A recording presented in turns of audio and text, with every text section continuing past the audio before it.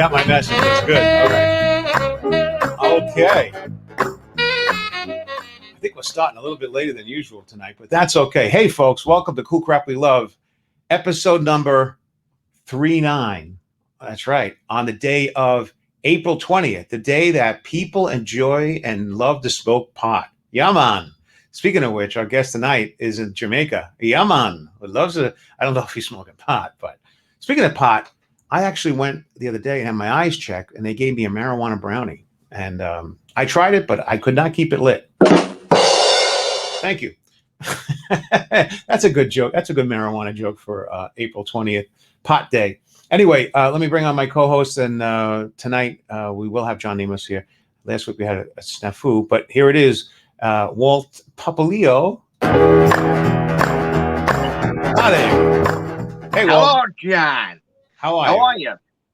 I'm freezing in my studio. You are freezing. You look like you're freezing, but you're on the beach. Yeah, that's I'm freezing. I just got a really bad tan, and now I'm getting sunburned. Right. Look at that. He's got a big forehead for a tan. Look at mine. I got a big forehead as well. I have a pink. I just lost your audio a little bit there. What'd you say?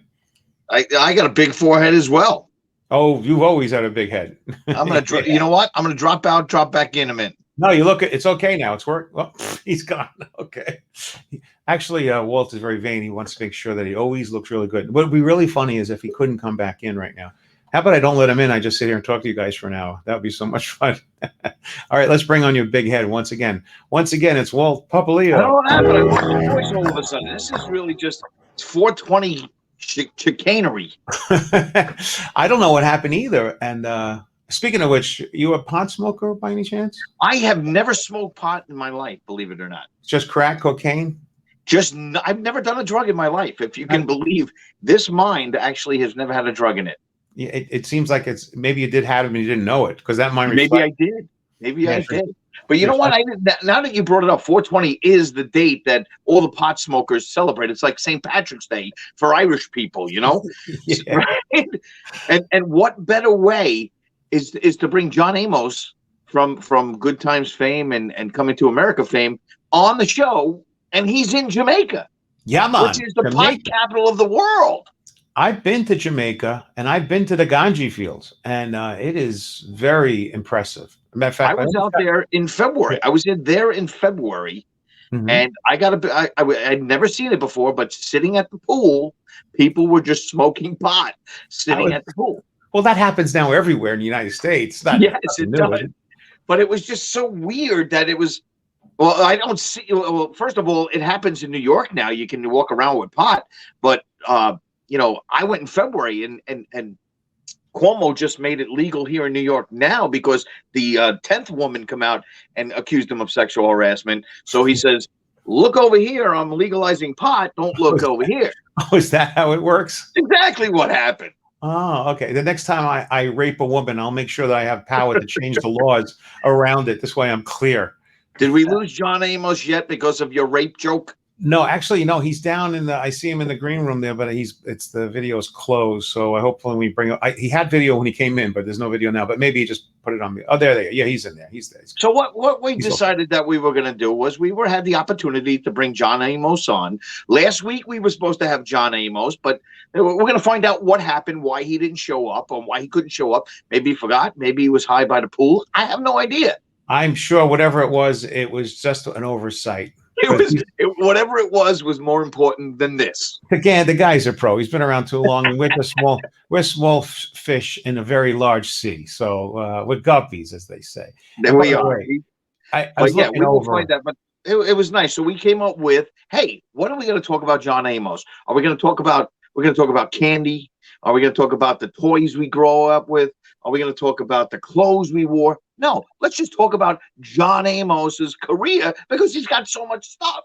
Unbelievable career. When I went and looked at IMDb of John's work, it is truly impressive. As a matter of fact, I mean, there's some actors that have a career like that, but not a lot. And it's not like they're all bad, or he's in a lot of great stuff. I mean, I have to say, he must be proud of himself. So it's a pretty illustrious career. I'm proud of him. I'm proud of him. Very, very, very. I don't even know him. You know, speaking of, well, we'll bring him on. You know, speaking of which, too, I was looking at, you know, I remember John actually from good times when I was a kid because I grew up Sure. watching that. Now he's a little bit older than us, so when you think about cool crap that we love, what cool crap did he love? I have no idea. He's a little bit older than us, so he may have like different things. He grew up a decade or two before, I believe. Yes. So yeah, so he Yeah, has he different did. experience. I'm gonna say, let's see, he's about 20 years older than us. No Really? more than that. And he He's looks about 20 damn he's good. 25 years older than me. I watched last night Coming to America 2, which I had not seen, and it was very good. And Dude, on it, he go looked ahead. great. He looked great. He did, but I got to tell you something. Everybody was setting me up to hate that movie. Everybody was setting up because they were all everybody when it came out on Amazon Prime. Everybody was just bashing it, just bashing the whole movie, saying it sucked. It should have never been Is it made. because it's the 80s and all of a sudden people that love the 80s stuff could all of a sudden like this is not good? Would they redo things? Is that what it is? Well, it's far in between. It's got to be 20 years at least between these two movies, maybe more, maybe 30 years. Yeah, definitely more. Maybe 30 years. So a lot of people don't want to see the original thing. You know, like that would be like if they made Stripes again, you know, Right. with Bill Murray now. Is it going to be as good? No. Was Caddyshack good 2 as good as Caddyshack 1? No. You know what else people don't want to hear? You and me. Yeah, they don't. Let's bring on John. So just because we're wasting time. I'd rather let's get it from the horse's mouth. You know, so we look up John Amos's bio. It's John Allen Amos Jr., born on December 27, 1939. He's an American actor known for his role as James Evans Sr. on CBS's television Good Times, and for the 1977 miniseries Roots, which received an Emmy nomination. Amos's other television work includes The Mary Tyler Moore Show as a recurring role, Percy Fitzwallace on The West Wing, and a role of Washington, D.C. Mayor Ethan Baker in a series The District. And, of course, the Eddie Murphy film Coming to America, which, by the way, I was so impressed with. They brought back all the same people from the original cast. So cool.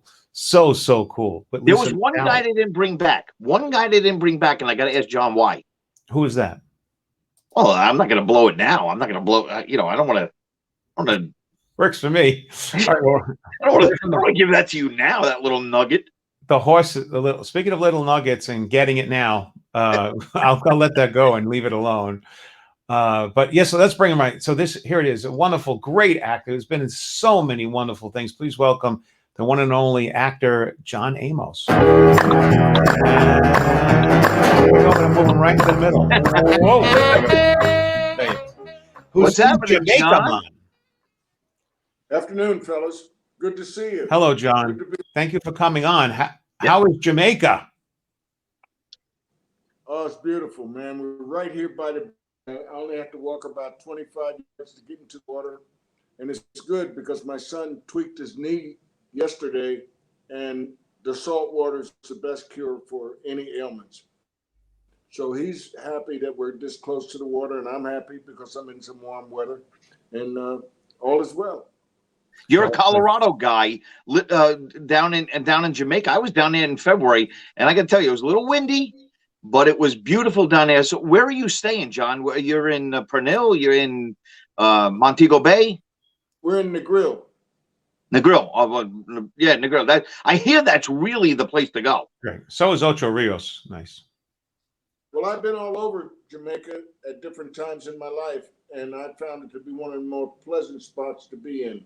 I like Montego Bay. I like Ocho Rios. I love the whole island. It's all beautiful. But this is where I am right now, so I'm enjoying it.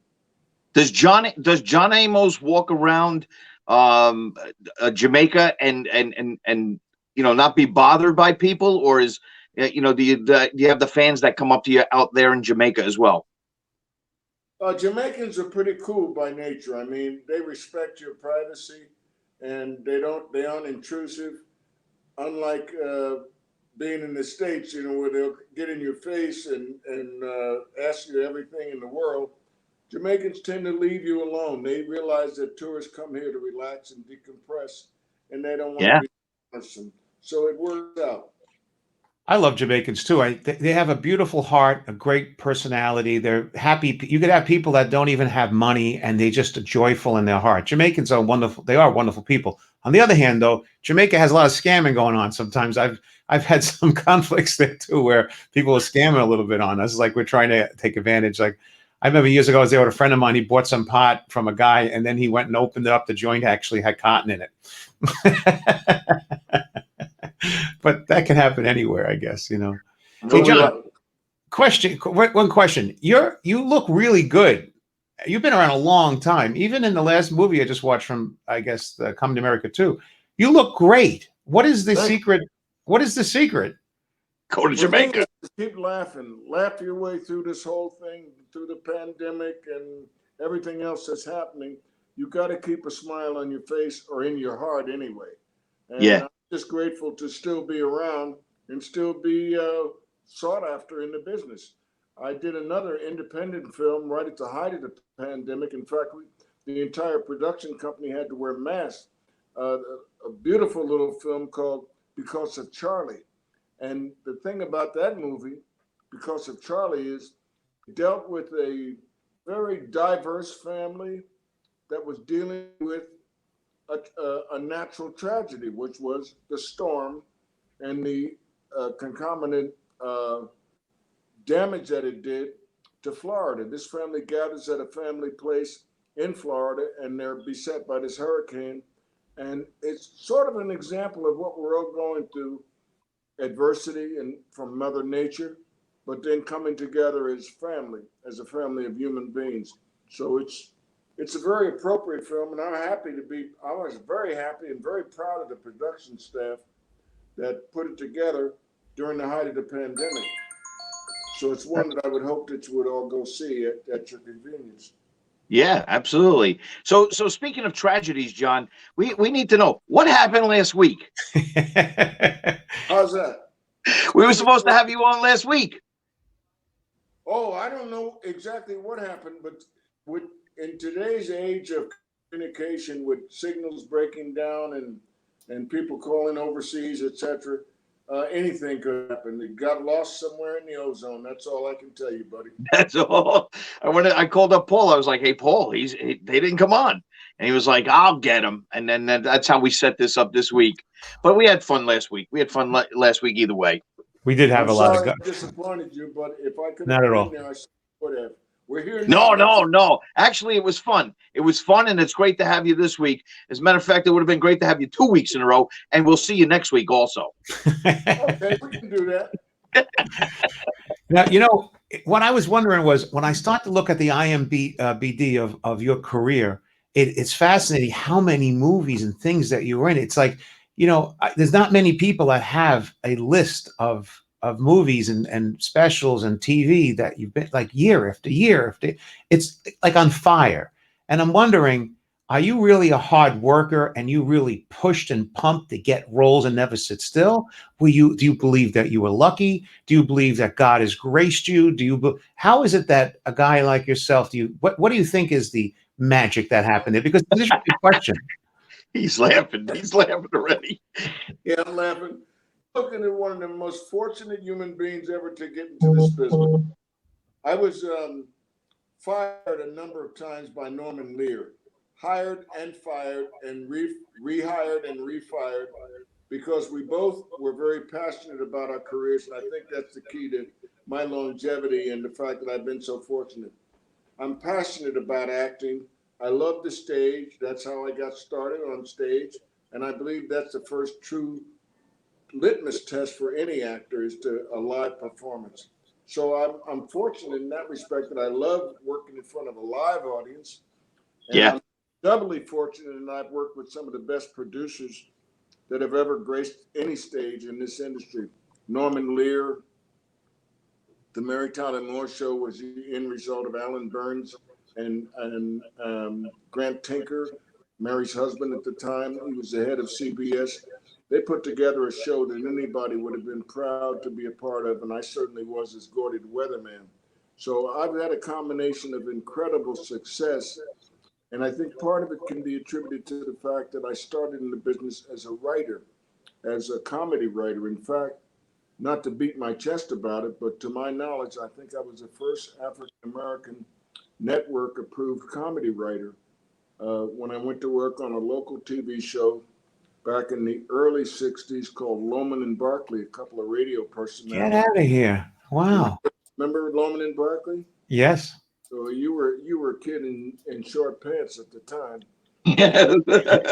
He still wears short pants. That's the only, everything is short on me. That gave me my start as a writer, and I went from there to write and perform. Actually, I just wrote on the Leslie Uggam show, and that gave me my first network writing credit.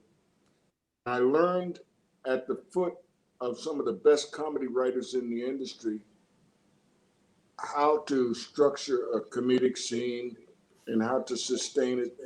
And it was a wonderful experience and an incredible learning experience for me.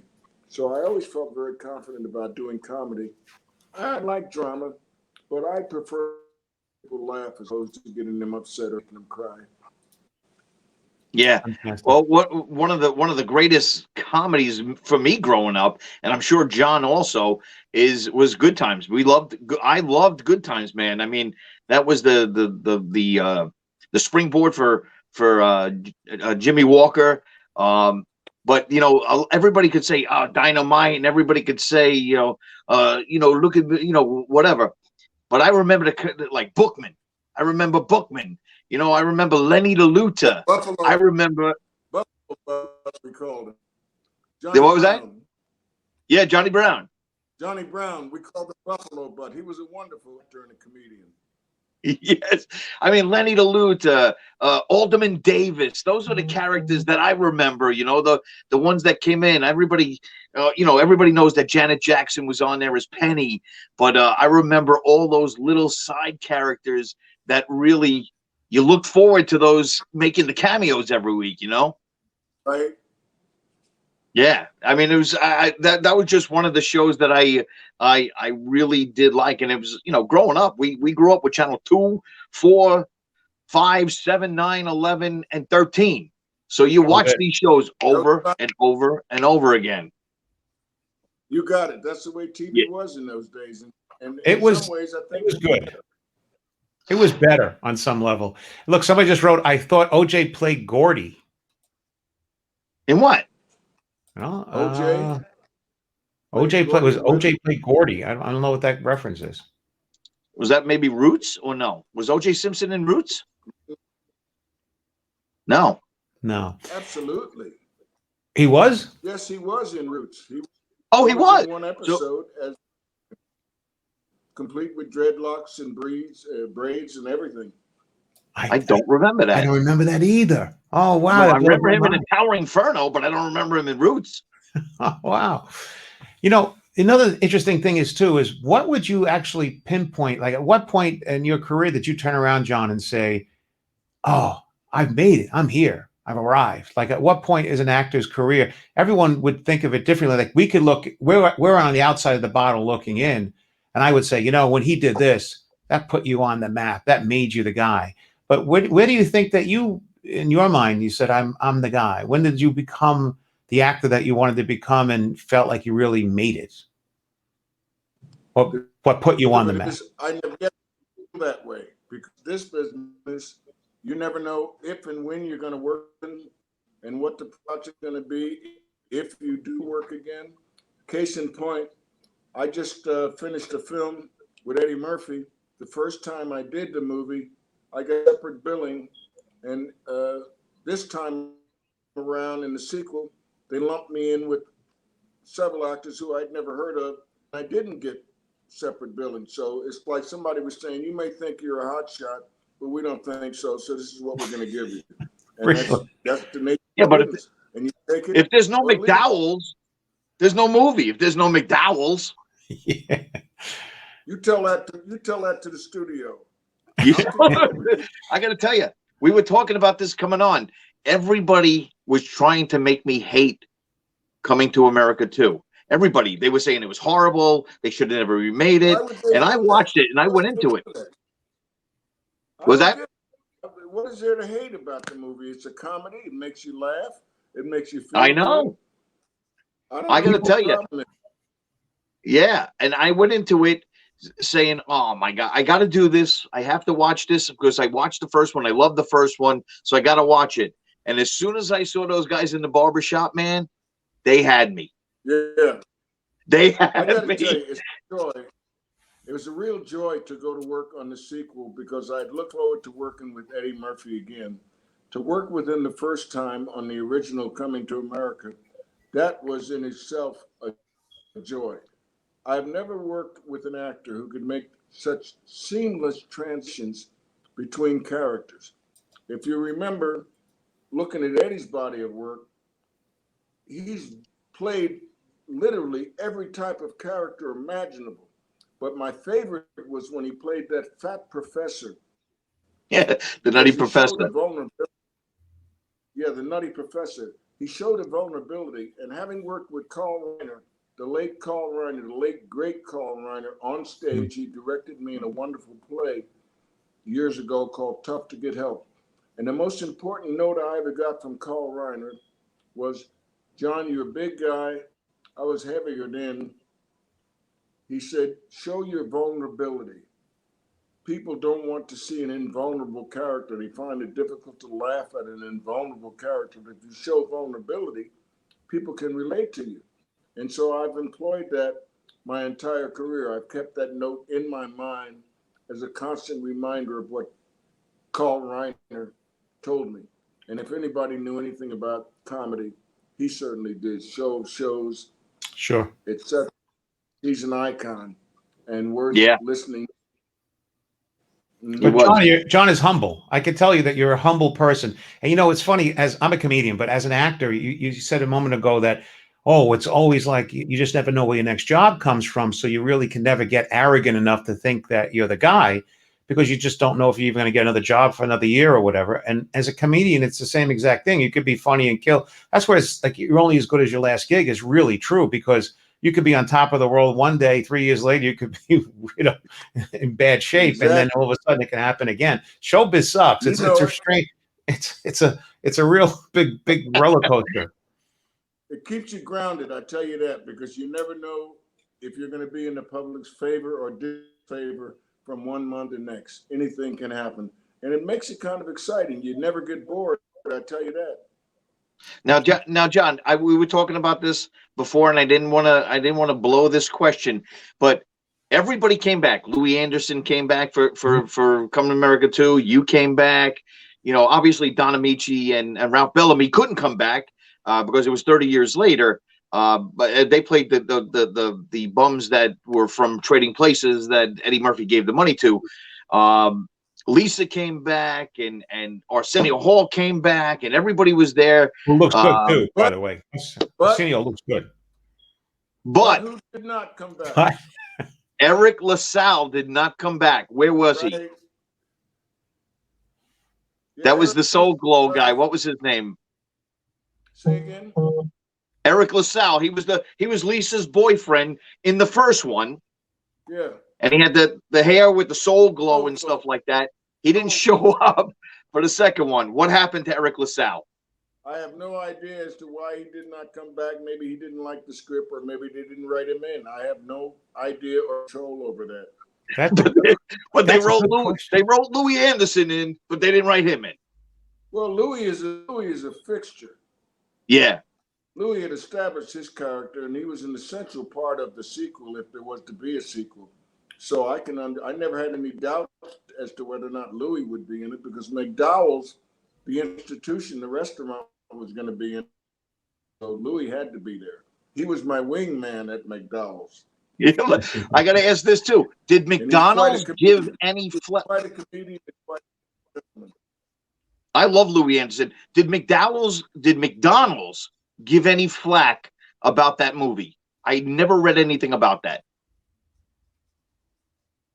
To my knowledge, McDonald's was cool with it. And in fact, I think they were kind of proud of it because it was in a sort of reverse psychology sort of way. It was good promotion for them. And the Of truth of it course. is, I had a certain legitimacy in doing that role because I had worked at McDonald's in Canada when they formed their first unit. That was one of my first jobs. My daughter was in needed work, and McDonald's was starting in Canada, so I applied for and got a job as an assistant trainee. And that included peeling and washing potatoes, opening the unit, closing the unit, taking orders, the whole 9 yards. In fact, they were thinking very seriously about sending me to McDonald's University in Chicago so I could ascend to the ultimate management level. But I chose to go Good move. into show as opposed to sticking Good with the move. I don't know if sometimes I wonder if I made a mistake, because McDonald's seems to be doing very, very well all the time, all over the world. Unfortunately, I have a problem when it comes to eating there. I love that stuff, and I try not to eat it. It's really, fast food is not the best thing, but hey, he's in a great place. He's in Jamaica, man. You got jerk chicken. That's the greatest, and right now. You better believe it. We got some. My son ordered some jerk chicken. It should be here as we speak. I swear, I didn't arrange it or choreograph this, but the jerk chicken is at the door. Hang on 1 second. I'll get it, Bob. Take your time. Take your time. Take your time. Jerk chicken arriving. You see that? Yeah, Who's gonna rub it in? We're sitting here. I'll take them off the air there. Earlier, and it's just now getting here. Yeah, That's hilarious. I'll pull him down in a second while he's getting the chicken. This is it's interesting too, because I love Jamaica. Jamaica is the bomb, as they say. It's the greatest. You know what I'm thinking too? I don't know if John. I don't think Johnny remembers this. John, I met Mr. Amos, at a gig for the TikTok Foundation in New York City. Yeah. He's worried about that jerk chicken right now. I don't blame him. You don't care about you, right? You right now, buddy. right. He looks like he lost weight too. He looks thinner. He looks, Speaking of which, that's the next thing we got to figure out. Like, he grew up. What's the cool crap that he remembers growing up as a kid? Because he has a decade or two on us, and I wonder what he's had in his life that kind of remembers that are strong things from the past. Because you and I are around the same age. Walt. As a matter of fact, even though I look 20 years younger than you. Yeah, my ass. John's back. Oh, we're back, fellas. He's back. Get back. All right, so John, we do the show Cool Crap. What is some of the stuff you remember as a kid? I mean, that was a great memory that you were over at McDonald's. You worked at McDonald's, so that's some cool crap that you grew up with, like the TV shows you used to watch, the toys you used to play with, all that kind of stuff. Candy. The candy you used to eat. Comic books. Oh, I was a big comic book collector. In fact, I wanted to be a cartoonist. If you look in my high school yearbook, under that picture, which shows you graduating, what your aspirations are, mine clearly says New York School for Cartoonists and Illustrators, because that's where I wanted to go and find out how to be a cartoonist. The motivating reason behind that was my mom, who was a domestic, worked for a family. The head of the family, or at least a male in that family, was a cartoonist who drew Archie comics. And one of my most prized possessions was my mother brought me home a signed.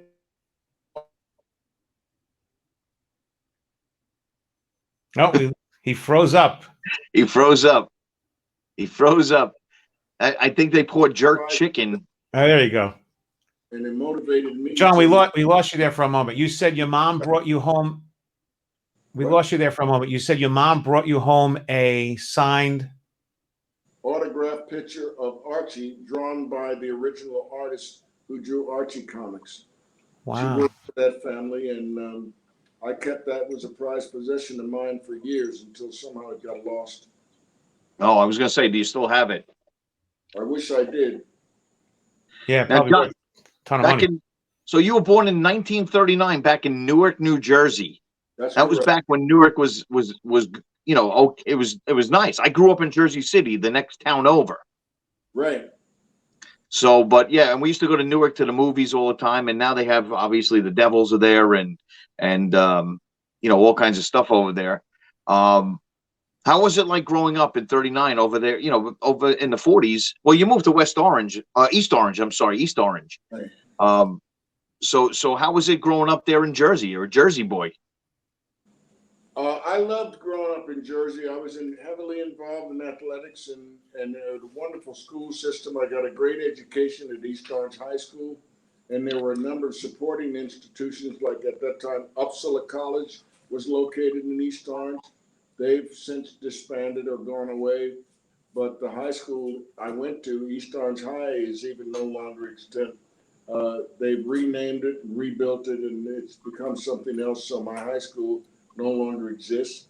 But the traditions that were established there in terms of our education were fantastic. I mean, if you graduated from East Orange High School in those days and with the right courses, that is college preparatory courses, you could literally go to any school in the country if you had the grades. That's how good our education was. I don't know if that still holds true today or not, but at that time it was a fantastic place to grow up. Incredible memories, tremendous sense of neighborhood pride, the whole 9 yards. My sister, Terry, owned one of the more successful restaurants in East Orange, where I also got work part-time as a short order cook and as a night cleanup man. So I always was employed in some meaningful occupation that was to be a good training for me for my adulthood later on. And it did serve me in good stead because I went to work, as I said, for McDonald's years later after getting my PhD in restaurant management. Dude, that is so hilarious that you worked for McDonald's, but you owned McDowell's on the TV. I had no idea. That is awesome. Art. You never know what God has in store for you, so you got to be prepared for anything that comes your way. And that was a wonderful training experience to work for McDonald's and later to graduate and become Mr. McDowell. That shows you that God has a sense of humor. How did McDonald's not jump on that and make you like a spokesperson for McDonald's? Well, wait a minute. Now that could be our new sponsor, McDonald's. That's possible. Anything could happen. It's not over yet. Anything can happen. John, you also were you played for the state Rams football team in Colorado and also did Golden Gloves boxing. You did that as well in your college years, correct? Yeah, I tried the Golden Gloves, and I took a sound beating from this one guy, and that's when I decided I was going to try something else in my life besides boxing. Because it is not a very rewarding sport. At least it wasn't for me. Yeah, acting is much better. Much better. You also played for the Broncos and you played for the Chiefs, I think I saw. I wouldn't say I played for either team. I was under contract to both. With Denver, since Denver's training facility was where I had gone to college, Colorado State University in Fort Collins, they chose that as their training program. I lasted exactly 24 hours with the Broncos. What had happened was I signed as a free agent, but the first thing you must do as a free agent when you get to training camp is to run a 40-yard dash for time so that they can get an idea as to what kind of speed you got. Unfortunately, I had pulled a hamstring before I got to training camp, and I could not run the 40. Now here you got a guy that you haven't given any money to. All he did was sign his name to a piece of paper. He lives around the corner from your training facility. Sign him. He can't run. Cut him. Send him home. That was it. 24 hours I was out of there. So I went on to play semi-pro ball later when my leg healed. And I played for a number of teams in what was in the Continental Football League. That included the Joliet Explorers, the Wheeling Ironmen, of Wheeling, West Virginia, and they were a great team. They had a lot of guys that went on to play for the Steelers. In fact, they had a couple of guys that went on to play in the Super Bowl. So it was good football. It wasn't uniformly as good as the National Football League, but we had some guys, as I said, that went on to the NFL and made their mark. I mean, became superstars. And I got to realize that while God had given me certain comedic gifts and performing gifts, to be a professional football player at the NFL level was not one of the things that I was blessed with. So I had to accept the fact that I had other blessings and capitalize on. And I did, and I'm grateful. Made the That's right awesome. call. Obviously, clearly made the right call. And I have to do this before you leave, so we don't forget about this. Yeah. But one of my favorite series is Die Hard. I'm a huge Die Hard guy. Okay. Is Die Hard. So you were in Die Hard. Now let me tell you what happened to me and you in Die Hard. Please. McClane has to take on the world again at the airport. And I'm like, oh my God, this guy is gonna get slaughtered again. And then he's taking on this invincible colonel, and then all of a sudden John Amos shows up as Major Grant. He shows up, and I'm like, yeah, James Evans, he's gonna help out my boy John McClane, and they're gonna take down this colonel. And then you turned on us. Yeah, I love that because I got a chance to be a bad guy, and it flipped the script. There I am establishing myself as the hero that's coming to save McClane, and I turn out to be a bad guy. I loved it. As soon as I read it, I said, oh, yeah, I want to do this real bad. Major Grant. And then, John, do you remember what happened to him at the end of the movie? No, I don't remember. Yeah, Tell me. I remember they told me they ran me through a jet engine and turned Yes, me Right. into a pile of chitlins. yes, they did. Out on the wing of the plane. McClane was out on the wing of the plane. He was jamming a jacket in one of the wing, the flaps. So John goes, I'm gonna go out there and take care of this guy. And he goes out there, and McClane beats him up, throws him off the side of the plane. He goes, he's hanging on, and I'm like, hang on, Major Grant, hang on. Zip, and then all you see is blood right out of the engine. It's so funny, Walt. It's almost as if it's like you believe in the movies. I do, man. Does either that or he had a piece of the action. Listen, to me, this is awesome because I love those movies, and I love that character of Major Grant. Well, I love McClane, but that character. I don't know if you remember in Die Hard 2, remember the guys who ambushed McClane coming up the escalator, the painters? What was his name? Robert Patrick was one of them. Storyline, but obviously you do, so I'll yield. You got it. The guy's in 200 movies. Well, no. So the little guy, the air traffic control, was trying to take them to another place in the back where you could have the signal. So they went down these escalators, and there were these painters waiting for them, and they ambushed them. Yeah. Okay. So one of the painters was Robert Patrick, who was the bad Terminator in Terminator 2, and he's been in a lot of movies. He's become actually pretty good. But the painter that fell off the scaffold, I actually went to school with him in Jersey City, Michael Cunningham. So that's my tie to Die Hard 2. So I do now. That's very memorable. You know what? I have stupid stuff stored in my head. No jive, man. No jive. So let's go through a couple of these movies. Tell us your first impression of these movies, John. Okay, if we just pop a couple through and just tell me your first thought, if you don't mind.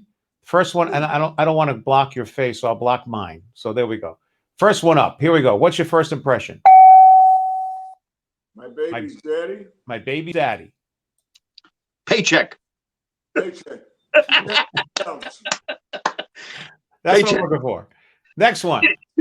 Sweetback's Badass Song.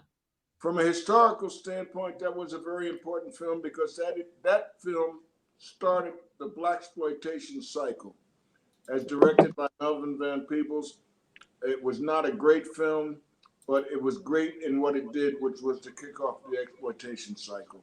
So and a lot of people don't even realize this either. I mean, I've done 2 movies, and the movie business is so bizarre. It's a lot of hurry up and wait. You get to on a set, and you sit there all day, and then you come out like an animal out of a cage, and they make you do your bit, and they put you back in a cage. It's very, and people don't realize, even though people tape 100 things 100 times, you never know what it's really going to look like until it's all out, and they cut it, and they edit, and they play it.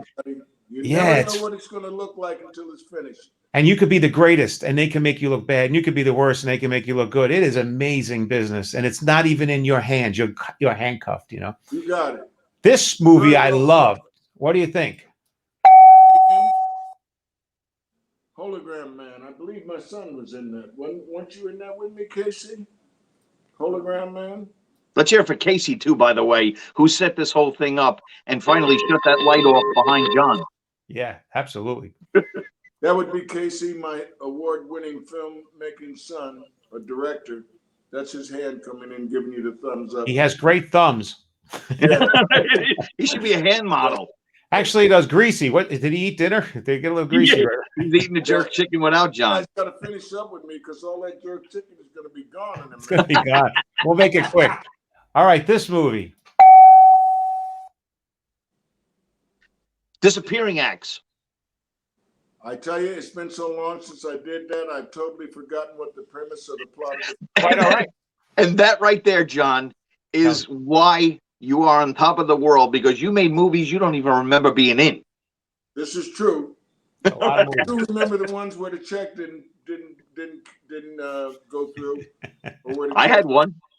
First Wives Club. I was an extra. Check bounce. Cost me $20 to be in that movie. Okay. You were really in that as an extra? Yes. Look at the size of us now. We could be double extras, double large. Right. How about this one? Ricochet. Great movie. Great Oh, movie. Yeah, most definitely. I remember Ricochet. With Denzel. Denzel was in there, right? Anytime you get to work with Denzel Washington, and I've worked with him in film and on stage, you're in for a wonderful ride. He is, to me, is a consummate actor.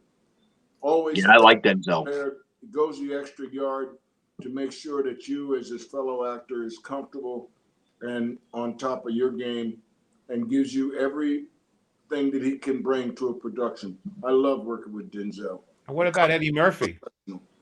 Consummate professional. How about Eddie Murphy? He loves Eddie Murphy. Loves him? What does it say about Eddie Murphy? I talked about his seamless transitions. He can Yeah. play anything. And I think when he really gets an opportunity to play a dramatic role, he's probably going to get nominated because he's got those kind of chops. If everything else is equal, that is in terms of the role and the writing and everything, there's nothing that Eddie can't do. Hey, John, on a serious note, this is an interesting question, and you don't have to answer it, but what do you think about Hollywood today with the way, like the awards and everything, everyone comes out and puts a message out with the awards? Do you think that's been a good thing or a bad thing for Hollywood? I know, and you don't have to even answer it if you don't want, but it's an interesting thing. A lot of the award shows and everything now, people have an agenda or have something to say political. And we're not political. We're not political here. I'm just wondering, though, what do you think? Well, I think Hollywood has a place. We reach so many people through our medium and through our films that it's incumbent upon us to speak with some degree of responsibility. I don't think it should become a totally political forum, but I do believe that a lot of the actors and the directors obviously are very learned people, educated people, and knowledgeable about what the social conditions are in the world and in our country in particular, and they can make a difference. They can make a positive difference. So I'm receptive to it to a degree. I think that we should recognize as actors and as performers, our first obligation is to entertain. That's right. They want the news and they want to get abreast of current events, let them watch the news because they can be opinionated in the news. And I watch the news all the time, particularly in light of what recently happened with the George Floyd case. So the bottom line is we have a responsibility as adults, but we're not responsible for changing the public's opinion. Well said.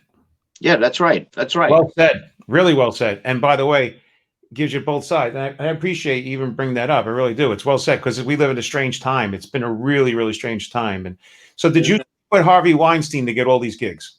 That's a joke. I'm gonna leave that alone, man. Just one, that Baby Mama movie. That was it. Yeah, how about that? That was enough. Let me throw a couple of these more up. Here we go. The Players Club. Oh, I enjoyed that one. I got to work with some of the younger contemporary artists, and they let me know that I was still in the game. Just the fact that I was able to hold my own with them, I felt good about that. So it was a good movie. Got a few laughs out of it, and I enjoyed working with with all those younger actors. I do have a question, John. Do you have to audition, or do people come looking for you now? I haven't auditioned in quite a while for anything, because there's only been a few roles that I really would want to go after that I wasn't offered directly. There's a lot of roles that I wish I had been offered. There's different movies and that I wish I could have been involved in. There always are with us actors. But I've been very, very happy and satisfied with the work and the opportunities that I've had, particularly as I've said, at working with not just a Denzel, but going back in my career working with Academy Award winner Ernest Borgnine, with so many other wonderful actors, dramatic and comedic, and the directors that I've been involved with, and producers like Norman Lear, who I mentioned. I have an estimable, incalculable appreciation for Norman Lear. People don't really realize that he changed the face of television. And yeah, he did. Enough to be hired by Norman Lear to be a character in one of his series, several different pilots. And I can tell you, nobody has had the effect on American television or worldwide television to the degree that Norman Lear has. Agreed. At one point, I believe he had seven of the top 10 shows on television at one time that he was responsible for creating or being involved in intricately. Yeah, Norman Lear could not make the TV he made back then now. That's interesting because somebody just asked a question here in the chat, and you can answer that if you like. It says, do you think Good Times Today would be a hit? I don't know. It's all according to the subject matter and the casting, I think. We could probably, in some ways, be just as strong or stronger because we'd have more freedom in regards to language and subject matter. But by the same token, I don't know if it would be handled as skillfully as Norman Lear handled it. The issues that we handled on Good Times, JJ getting shot, teenage drug use, it wouldn't have the same impact as it would today because it happens all the time today. Teenage drug use and getting shot, killed, or whatever, wouldn't have the same impact. In those days, that subject matter had impact because it was so infrequently covered with any degree of justice on television. Yeah, it was relevant to that time period as well. And you look like you've lost a lot of weight. Like you look thin. You used to be like a stockier type guy. Have you been exercising, working out, or? I'm glad it shows, man. I'm glad it shows. It does, man. Back on the food and cutting back on the stuff that I don't need in my system. Well, we're ruining your dinner right now. And I'm looking forward to that jerk chicken. If this interview is ever over. With some potatoes with that. Well, listen. You want to hang with the 8 minutes? If you want to eat something to eat, you're welcome to do that. But we'd love to have you for the last 8 minutes of the show if you can. Stick around. It'd be kind of rude for me to eat while you guys are sitting there. We've done stupider stuff, John. We've done really so. We only have 8 minutes left. If you want to go, it's fine. Let's keep rolling. You want to keep rolling? All right, great. So, question: you're in all these things that you in your whole career and what you've done. What would you change? What mistakes did you make as an actor and taking roles and not taking roles? And like you're thinking, there had to be roles that people brought up to you and said, here's a script, and you read it and said, no, not for me. And then it goes on to become like the greatest movie in the world. I mean, these things have happened to every actor. Are there things that you would change or things that you regretted? Because regret is almost as good as the positive things. To tell you the truth, I have not passed on too many roles that I wish I had taken. As I look back at my career, I think every opportunity that was extended to me, I tried to take advantage of it and commit to it 100%, as opposed to letting it go by and wondering what I could have done with it. I tried never to look back. Instead, I tried to look forward. And so far, it's well, let's put it this way then. With the jerk chicken, and you lost a lot of weight, are you going to pass on the roles that came with the jerk chicken?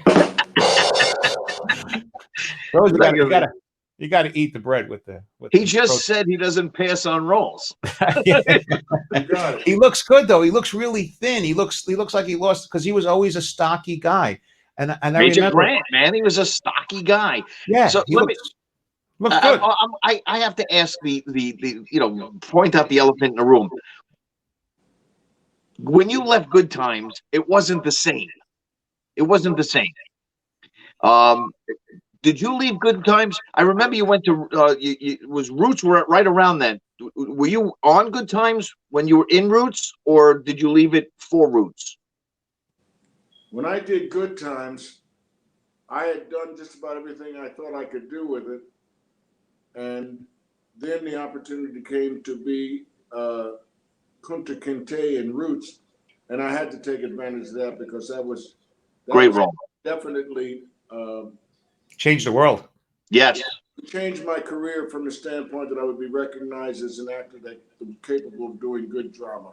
And God, I needed to show they had so many people in that movie. Not only So that, many people. There was you. There was Leslie Uggams, LeVar Burton, George Sanford Brown, Ben Vereen. I mean, there were. I mean, everybody you saw on TV at that time. You know, George Sanford Brown on The Rookies. Ben Vereen was on every Bob Hope show there was out there. You were on Good Times. You know, and you look and you say, wow, this is a star-studded cast. but besides that, social justice of it. Star-studded, and everybody there could hold their own in any vehicle that they were in. It was But amazing. socially, look what it did socially to the time period. It needed to be shown. It needed to people. You know, it's almost like art reflecting life at some point. It was really important at that time. I remember as a kid in school watching that and going, what happened? Because you didn't read everything in the books. You just kind of like brief. When you see things visually, you understand them on a different level. It changes your opinion. So I think socially it was important. I think even Robert Reed was in that movie, right? Wasn't Robert Reed Mike Brady? He was the head of the family. Yeah, he was. What was he? Tom. He was Tom. Oh, I forgot his name in it, but he was a main character in that movie. And another thing, you see, Mike Brady as something other than Mike Brady. Yeah. Yeah. Different time. Totally different times.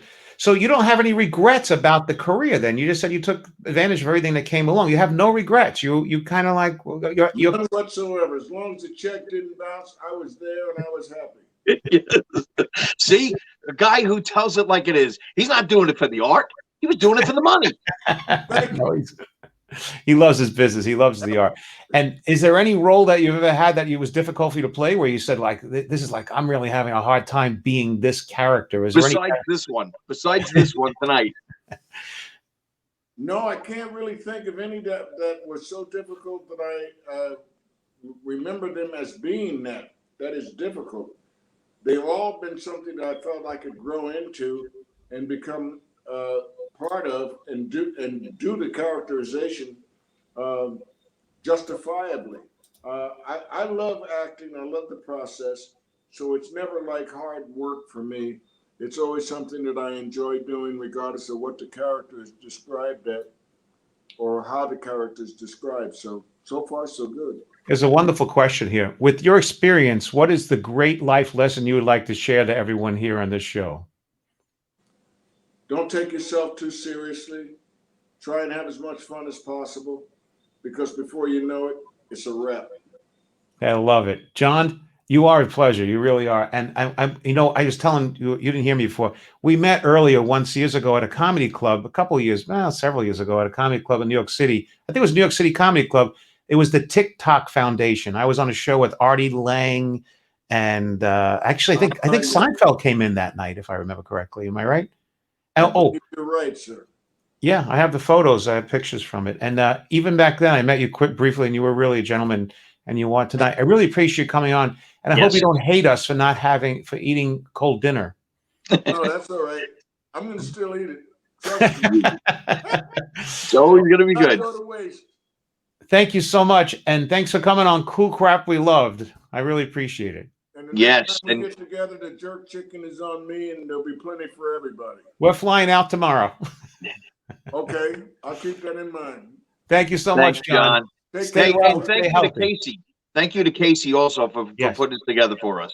Will do. If I may, I'd like to introduce him, and just here he is. Let me squeeze it Yeah, in. they got a half a Casey. Hey, Casey. Okay, now see, he looks like a football player. He does. Thank Look you. at the guy's got a smile like he's on television now. All right. It's like using. Thank you, guys. Stay well and Thank you, Casey. Stay well and stay Thank you. healthy. I appreciate it. And thank you, John. Peace. Thanks, guys. Health and luck and wealth and love. Talk to you soon. God Thank bless you so much. That was great. That was so much fun. I really That was enjoyed fun. it. And you know something? He's just a really good guy. True You know? professional. Yeah, but he's real. You know, what you see is what you get. He's not, it's so nice when you see actors that are just really cool. You know, he's a cool guy. Nice guy. And he's nice enough to come on. You have to thank Casey. We have to send Casey a coupon for a free dinner that's hot. Throw his dinner. They throw it in a microwave. It's jerk chicken. It's gonna be good no matter what. Cold. You can't have bad cold chicken. But see, now everybody, you thought we were lying. I know. Yes, You that's thought we right. were lying that John Amos was going to come on with us two moose. It didn't happen. He was here. I know. Last week it was kind of weird because it must have been a mix up or something, and it seemed weird. Well, listen, if you guys like the show, we're on YouTube, we're on BitChute, we're on Clout HUD, we're on what else are we on? We're a bunch of these. Oh, MeWe. yeah, YouTube. And YouTube. Yeah, we're on a whole bunch of platforms. If you like it, what are they supposed to do, Walt? They're supposed to smash it. Smash the like button. You subscribe to us on YouTube. You go on to BitChute. BitChute, you subscribe to us also. That's correct. Tell your friends. Tell your family. Tell your friends' family. Tell everybody. You know, everybody will start doing this, and then John will say, "Yeah, I don't want to do this no more." You know, I'm almost there. I'm like, wait, this is show 39. It's like, hope by now we have a sponsor, but I think he's going to hook us up with McDonald's. So McDonald's, McDowell's, or whatever. Doug goes there. How are you guys going to top this show? That's a good question. That's a good that's a good question. I know, right? How you have a really high bar for next week. I don't know. You got to get somebody really good for next week, and it's not easy to get somebody. Is John Cimino doing anything? We could bring on John. Speaking of John Cimino, he still wants to kill you. And he doesn't look threatening at all, though. He doesn't look threatening. No. He looks like, you know what he does? He looks like Ted Nugent with Down syndrome. Oh. Well, let's end this off. We only got 20 seconds left. We want to thank you guys for watching the show, and I'm going to end this off with something really cool. The Walt's baby picture. Yes. And me as a little kid with my mom. That's cool crap we love. Cool crap we love. We'll guys see you guys next week. Put that second picture up of you again. The second one is this one? Yeah. You look like a little sitcom baby there. You know what's amazing too? I actually had only one chin. I don't see you in that picture. I just don't see you in there. Tell me there's another picture. Do you tell me that's me? I was adorable kid. You look like one of the little rascals, and those suspended, the overalls are a little high. Yeah, they really were. But I think they were girls. They're probably like hand girls' clothes. Look at the striped shirt. These are like hand-me-downs. You're like a little baby. You know. I know. You look at you. You were in a tuxedo. Excuse me. Look at that slicked hair too, man. Yeah, slick. You're lucky you still have it. I'm going to send you some more baby pictures next week. Well, here's what I look like now. All right, guys. We'll see you next week. Thanks a lot. Thank you, John. We'll see you next week, guys. Ciao for now. Bye.